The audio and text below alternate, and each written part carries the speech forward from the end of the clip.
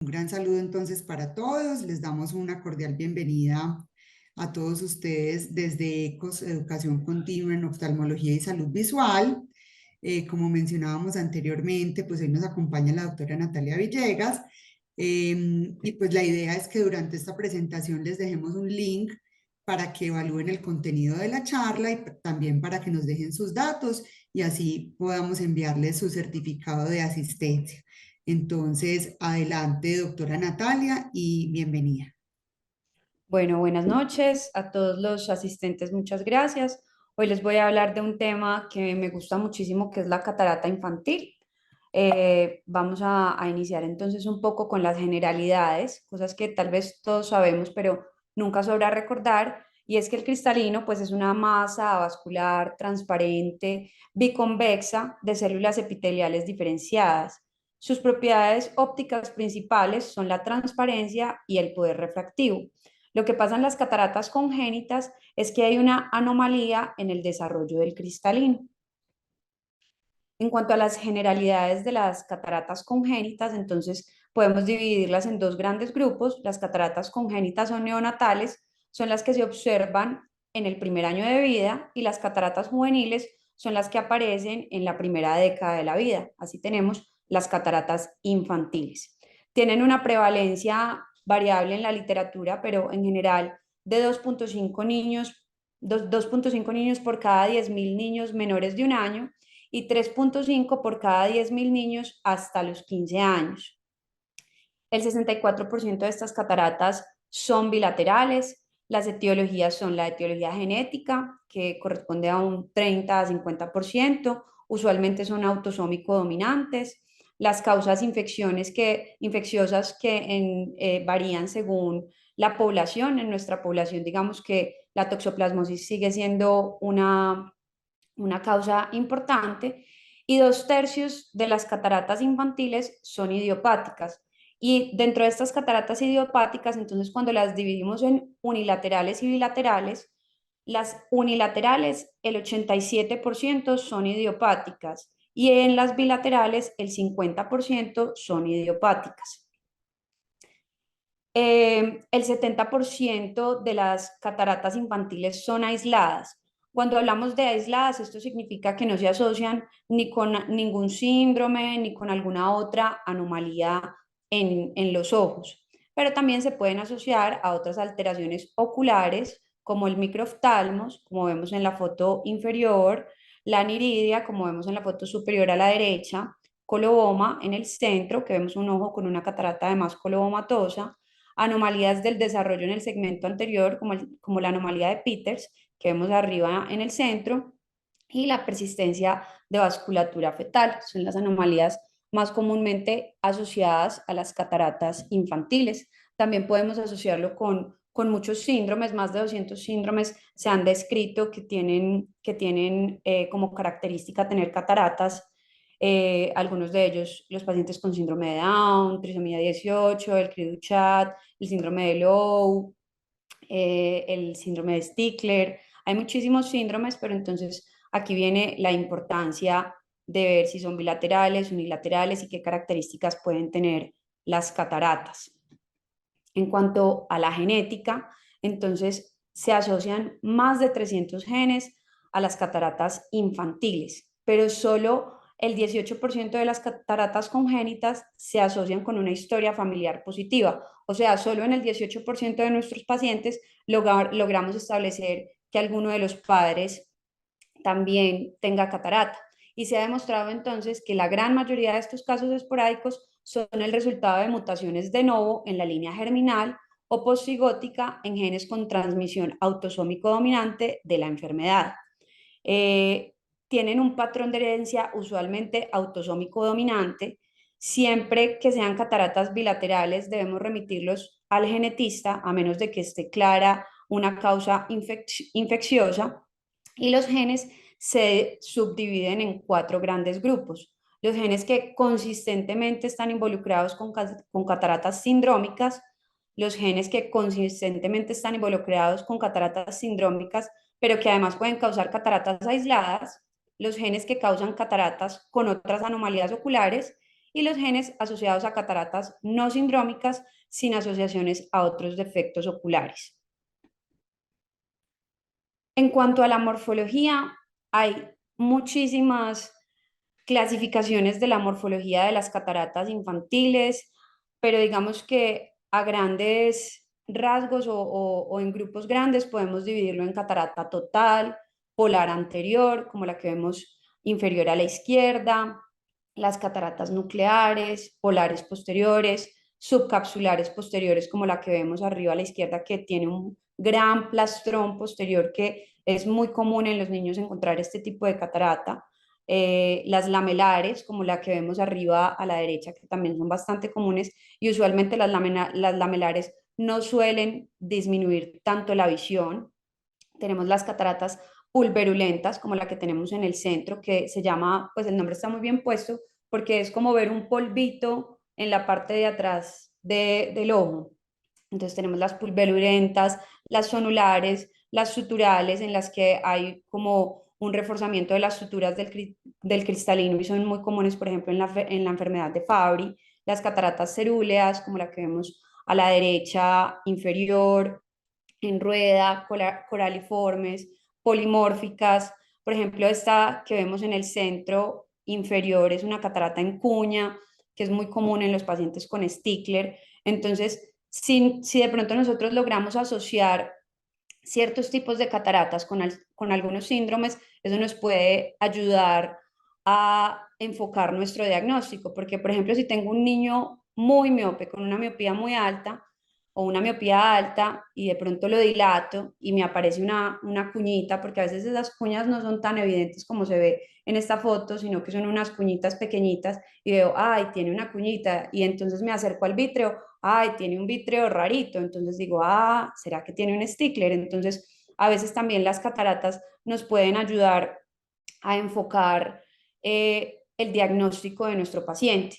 Esta tabla me gusta muchísimo, es una tabla que está en un artículo del doctor Luis Amaya. El artículo es un poquito viejito, es del año 2003, pero realmente es un artículo espectacular porque desglosa la morfología de todas las cataratas infantiles y él nos regala este cuadro en el que hay una asociación entre la morfología y lo que podemos pensar. Por ejemplo, en las cataratas totales, pensar en síndrome de Down.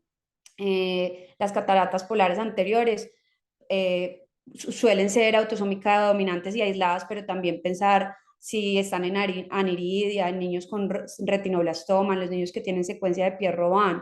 Entonces, hay muchas características, pues hay muchas morfologías que nos pueden enfocar algún diagnóstico, pero si vemos detalladamente el cuadro, nos podemos dar cuenta que la mayoría de las cataratas, por no decir todas, son autosómico dominantes. Entonces, tener eso en cuenta, que el patrón de herencia es autosómico dominante, entonces nunca sobra sentar al papá y a la mamá en la lámpara de hendidura cuando le vemos una catarata bilateral a un niño, sea pequeñita o sea grande. A veces los papás tienen cosas que han pasado desapercibidas y ya en los niños se manifiestan mucho más.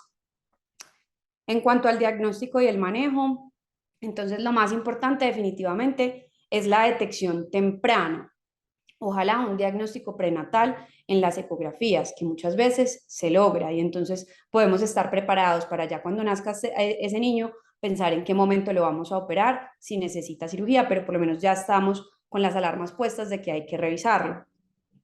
Pero cuando no logramos entonces hacer ese diagnóstico prenatal, está el tamizaje neonatal y aquí los pediatras cumplen un papel muy importante porque son ellos los que tienen ese primer contacto con los niños y son los que deben prender las alarmas y siempre hacer aunque sea un reflejo rojo, verificar que esté bien en todos los niños que tienen factores de riesgo, como que la mamá haya tenido infecciones durante el embarazo o que la mamá tenga antecedentes de catarata o en la familia, como que también ellos prendan las alarmas, porque finalmente si ellos no nos remiten los niños, pues no vamos a llegar oportunamente a estos bebés.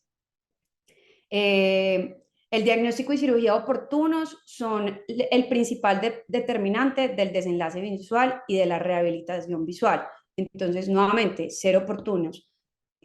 Lastimosamente en nuestra sociedad no solemos ser muy oportunos en el diagnóstico, son muy pocos los bebés que logramos diagnosticar tempranamente, pues en el primer mes de vida. En cuanto a las cataratas uni y bilaterales, entonces siempre pensar en TORCH. Toda catarata unilateral congénita es una persistencia de vasculatura fetal hasta que se demuestre lo contrario. Hay estudios que dicen que la persistencia de vasculatura fetal es la responsable de hasta el 80% de las cataratas unilaterales congénitas. Entonces, siempre tener pues eso en el radar. En cuanto a las cataratas bilaterales, como lo hemos venido hablando, siempre buscar causas metabólicas y siempre hacer estudios de extensión, remitir al genetista a menos de que esté clara la causa infecciosa. Y dentro de las infecciosas tenemos la rubeola, que ya no es tan frecuente, pero la rubeola nos puede causar cataratas de manera aislada, mientras que las otras infecciones como la varicela, la toxoplasmosis, suelen tener otros hallazgos sistémicos. Entonces, es importante, entonces, cuando entra un niño, desde que uno lo ve, mira, ay, se ve como cabezoncito, ¿será que de pronto tuvo hidrocefalia? Entonces, como inspeccionar no solo los ojos, lo que nos corresponde en teoría, sino hacer como observar a todo el niño, porque uno a veces no está como claro de qué es lo que le ve, pero dice, ese niño está como rarito. Entonces, verificar no solo los ojos, sino hacer como un examen completo. Una catarata que sea visualmente significativa es igual a cirugía. ¿Y qué se considera una catarata visualmente significativa? Son las cataratas que tienen opacidades centrales de más de 3 milímetros, las que no permiten ver el fondo de ojo, en las que tenemos nistagmus o estrabismo, o en las que tenemos agudezas visuales menores de 20-50. Esta agudeza visual menor de 20-50 yo la tomo como con beneficio de inventario, porque la verdad a mí me parece que una agudeza visual de 20-50 sigue siendo buena, y cuando operamos un niño de catarata le estamos quitando completamente su capacidad de acomodación. Entonces yo no los suelo operar con agudeza visual de 20-50, normalmente los opero cuando tienen 20-60, 20-70, a menos de que las cataratas sean bilaterales. Si la catarata es bilateral, sí de pronto pienso en 20-50 la posibilidad de operarlo, pero normalmente con 20-50 solamente me tengo que llenar de motivos, no solo una visión de 20-50.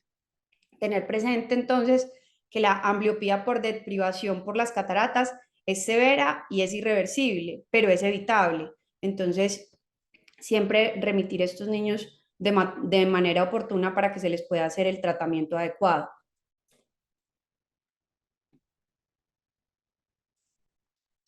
En cuanto al tratamiento quirúrgico, las cataratas unilaterales las deberíamos operar a las 6 semanas de edad gestacional corregida. O sea, si es un niño de término, a las 6 semanas de vida. Si es un niño prematuro, a las 6 semanas de edad gestacional corregida.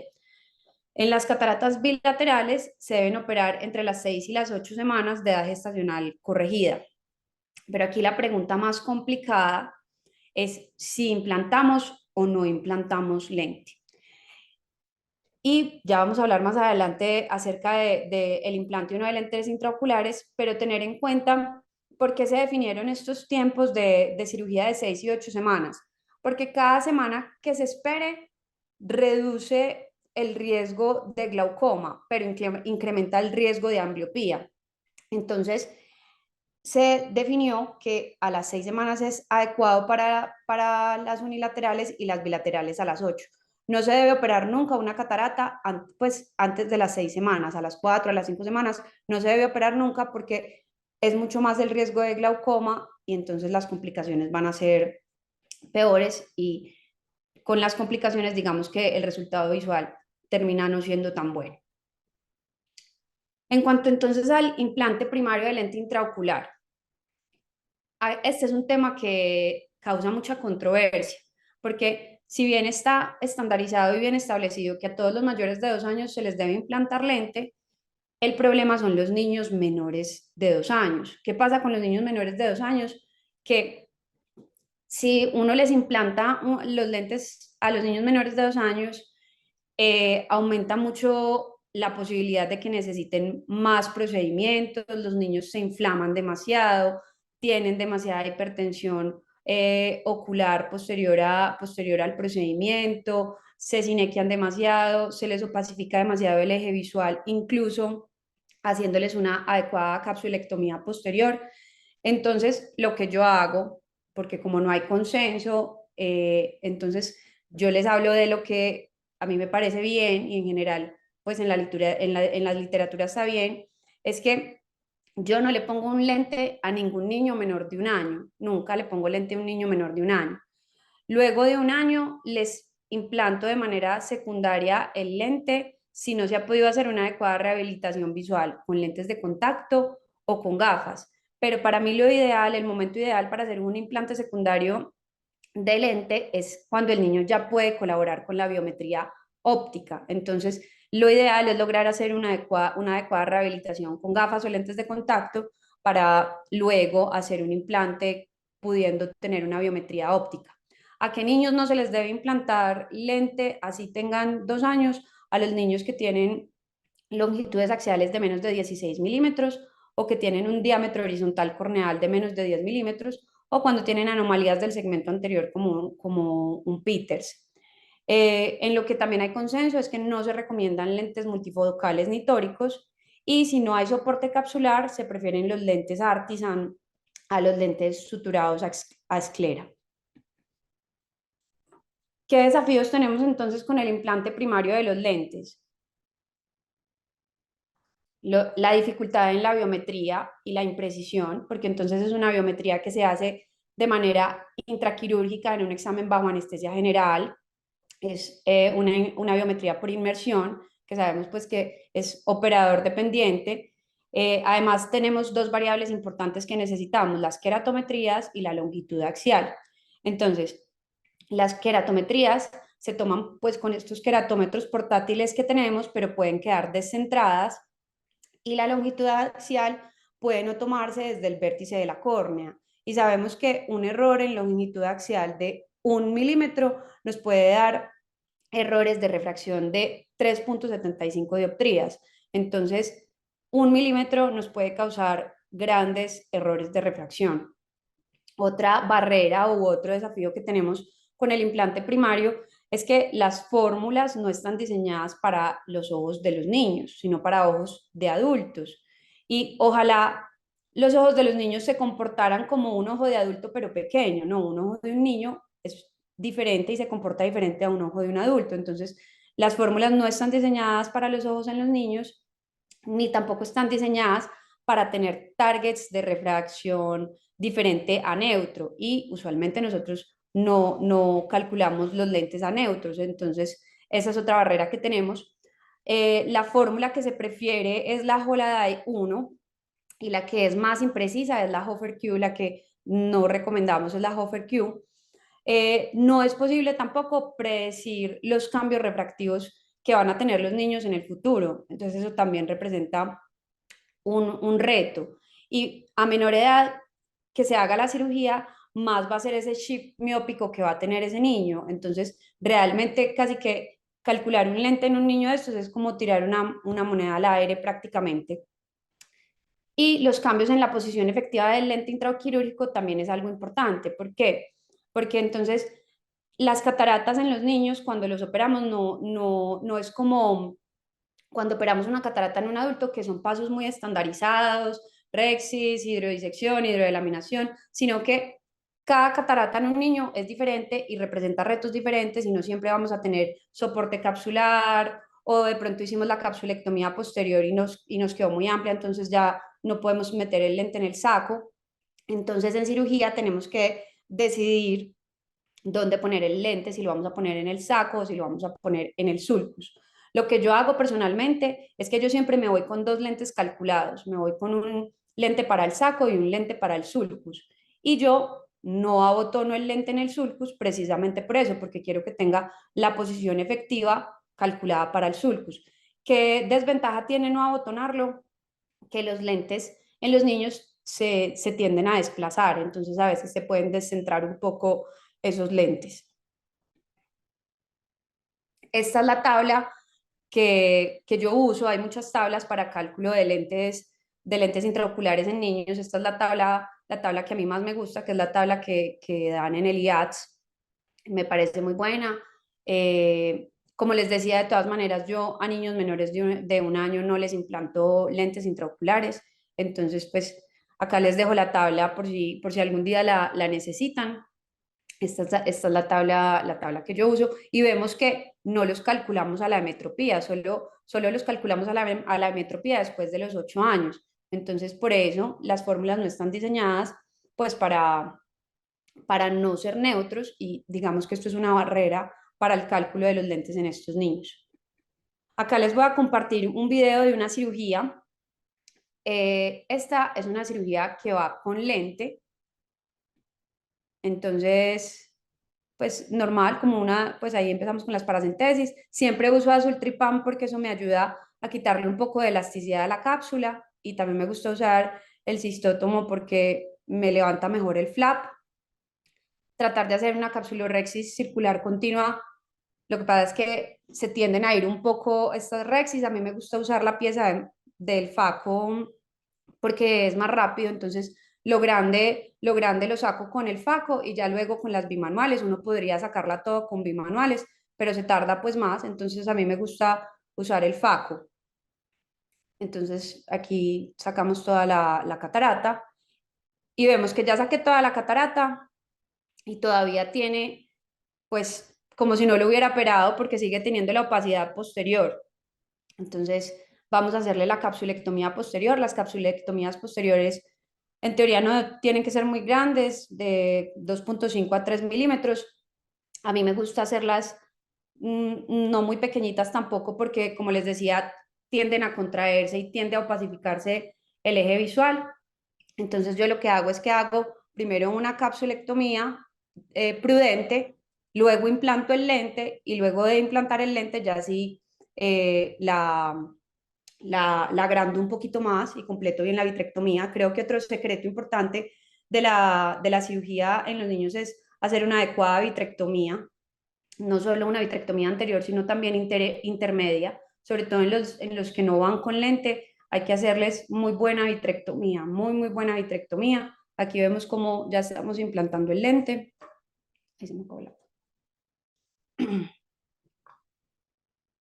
El lente entonces queda en el saco, ya más seguro con el lente en el saco, ya puedo ampliar un poco más la capsulectomía posterior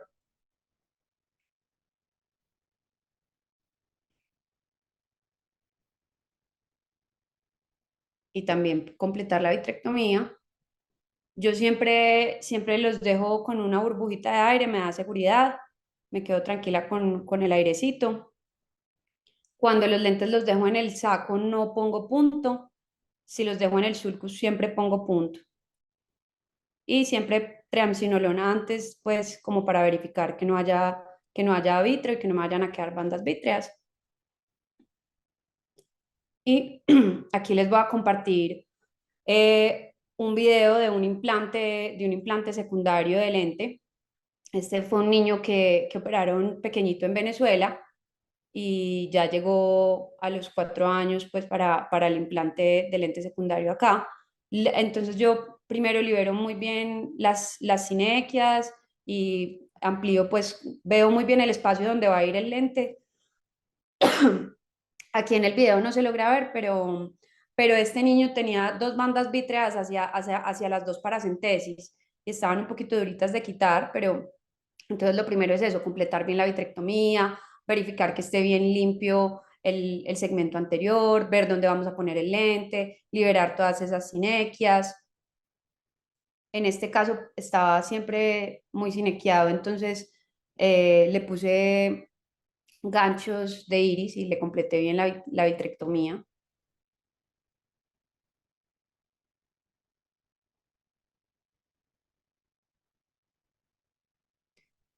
Le puse los ganchos porque quería ver bien el espacio donde iba a poner el lente, porque además pues yo yo no lo había operado, yo no sabía pues cómo era la técnica quirúrgica del doctor que lo operó. Siempre un tip, los lentes de 3 piezas, siempre meter embocar bien el inyector, no solo desde la incisión principal, sino embocarlo bien, introducir, porque uno tiene que ir volteando la mano y rotando a medida que el lente va saliendo.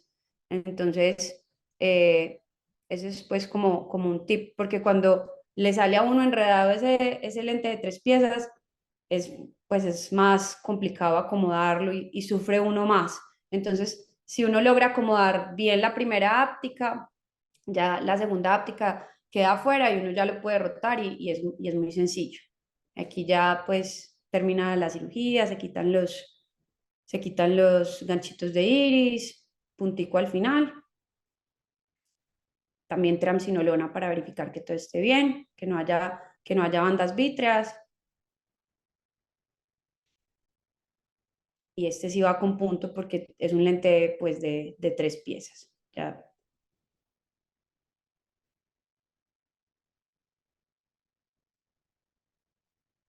y burbujita. Muy bien. ¿Cuáles son los desafíos postquirúrgicos que tenemos con las cataratas infantiles? Los niños se inflaman demasiado, pero demasiado es exagerado, muchísimo más que los adultos. Yo uso esteroide muy frecuente, yo les mando prednisolona cada 2 horas, los 3 días, incluso despertándose por la noche.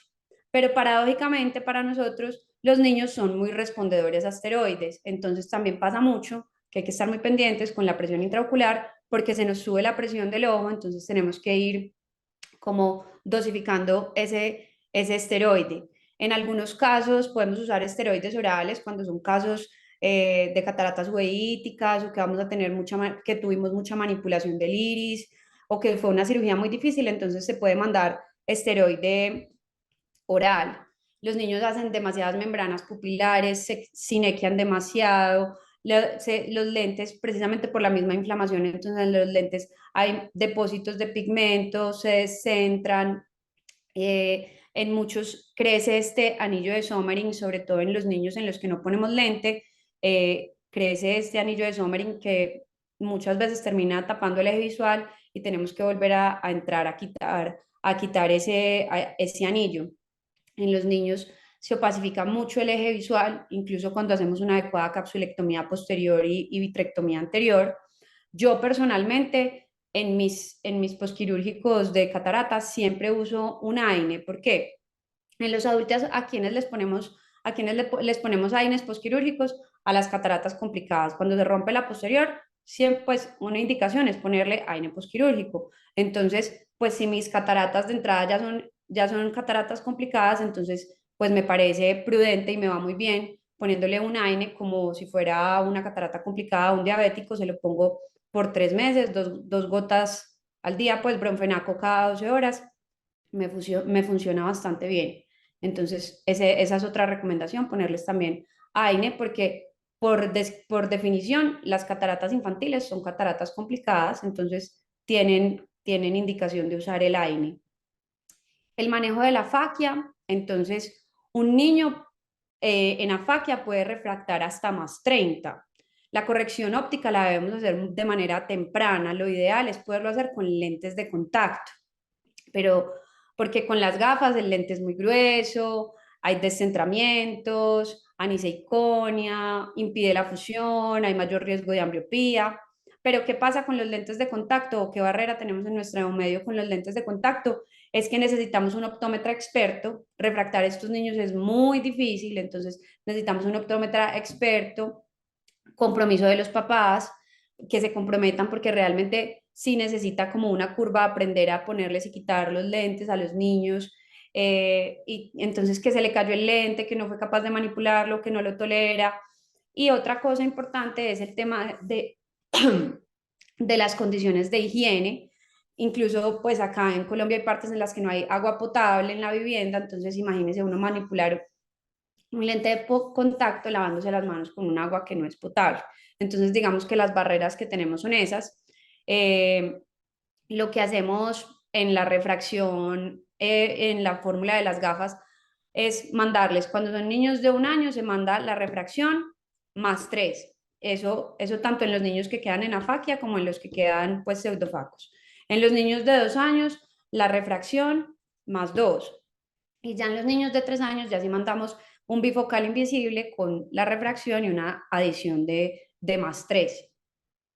Esto pues era básicamente lo que yo les traía. Este video es una niña que operamos en la clínica, es una paciente que tenía una catarata uveítica, que fue desescolarizada porque estaba ciega, literalmente estaba ciega, y la profesora le dijo a la mamá que porque mandaba a esa niña al colegio que no veía, y esta fue pues la reacción de esa niña cuando le operábamos el primer ojo. Ella estaba en shock porque desde hacía mucho tiempo no había podido ver. Esta paciente la tenemos en conjunto la doctora Claudia Durán y yo. Ella logró controlarle la uveitis y yo le operé las cataratas y hoy en día la niña está escolarizada. Entonces, aunque las cataratas infantiles no son una entidad tan común y no es algo que vemos todos los días, definitivamente sí es muy importante diagnosticarlas, tratarlas a tiempo, y si normalmente no trabajan con cataratas en niños, pues remitirlas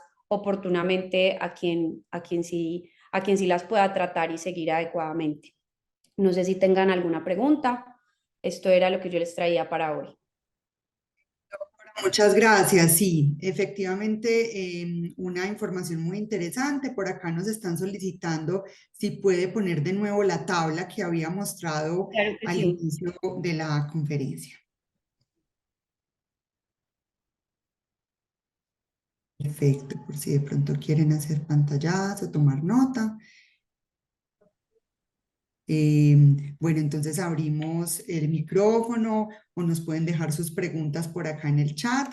Recuerden que hemos dejado un link con un formulario para que por favor califiquen la charla de hoy, puedan obtener su certificado de asistencia y recuerden que esta charla queda a partir de la próxima semana alojada en nuestro canal de YouTube de la Clínica de Oftalmología San Diego para que puedan volver a ella cuando la necesiten o compartirla con las personas que consideren. Bueno, por acá nos dicen que muchas gracias por colocar la tabla y una excelente ponencia, muchas gracias. Em, bueno, entonces eso sería todo. A todos ustedes. Ah, bueno, por acá, doctora. Dice, maravillosa conferencia. En los casos de lentes de contacto pediátrico, tenemos lentes para uso semanal y mensual al inicio, mientras el bebé y los padres se familiarizan con el uso. En tu concepto, ¿qué tipo debe ser de lentes te parece mejor? Pues yo personalmente no adapto los lentes de contacto de estos niños. Yo suelo mandárselos a un optómetra pues entrenado. A mí me parecen muy buenos los que se pueden cambiar semanal o mensualmente según las capacidades de los padres, porque finalmente ellos son los que se tienen que comprometer y que tanto es la higiene con la que los usan y pues sí, eso, pero realmente yo personalmente no soy quien les adapta los lentes de contacto a estos niños, porque como lo mencioné en la charla, se necesita un optómetra muy bien entrenado en este tema. Perfecto, por aquí nos dice el doctor Mauricio Grisales, muchas gracias, excelente conferencia, los tips muy prácticos, feliz noche. Bueno, entonces, siendo así, doctora, muchísimas gracias por esta interesante conferencia, también a cada uno de los participantes, tuvimos una muy interesante y recuerden que tendremos entonces todo este mes nuestras conferencias de ECOS para que se conecten y puedan compartir esta información a quienes consideren. Una feliz noche.